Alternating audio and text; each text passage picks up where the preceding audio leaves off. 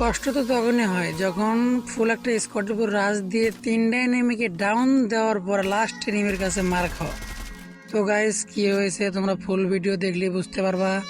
আমার সামনে এনিমি দেখতে ওর কিন্তু টিমমেট তাকে রিভাইভ দেওয়ার জন্য কাছে আমি কিন্তু এটা ডাউন করছিলাম, পরে শুদ্ধ ডাউন করে দিব। এখন দেখো ডাউন করে দিছি। এখানে কিন্তু আমি দুইটাকে ডাউন করে দিই আর দুইটাকে আছে তারপর রাশ করে দিই। তারপরে কি হয় তোমরা দেখো, একটা এনিমি আমার উপর আসতে ওয়ান ট্যাপ মেরে ডাউন করে দিই, ওয়ান ট্যাপ পজিশন মেরে ডাউন করে দিই। আর একটা আমার উপর রাজ দেয়, আমিও রাজ দিয়ে দিই। ভালো ভালো ফাইট করছিলাম, মাঝখান থেকে আমি মারা খেয়ে যাই। তো গাইস এখানে কিন্তু আমার টিমমেটের পুরো অনেক রাগ উঠছিল, কিছু বলতে পারে নাই, মাইক ব্যান ছিল।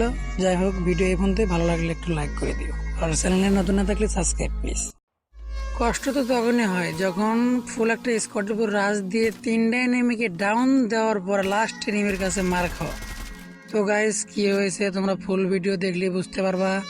আমার সামনে এনিমি দেখতে ওর কিন্তু টিমমেট তাকে রিভাইভ দেওয়ার জন্য কাছে আমি কিন্তু এটা ডাউন করছিলাম, পরে শুদ্ধ ডাউন করে দিব। এখন দেখো ডাউন করে দিছি। এখানে কিন্তু আমি দুইটাকে ডাউন করে দিই আর দুইটাকে আছে তারপর রাশ করে দিই।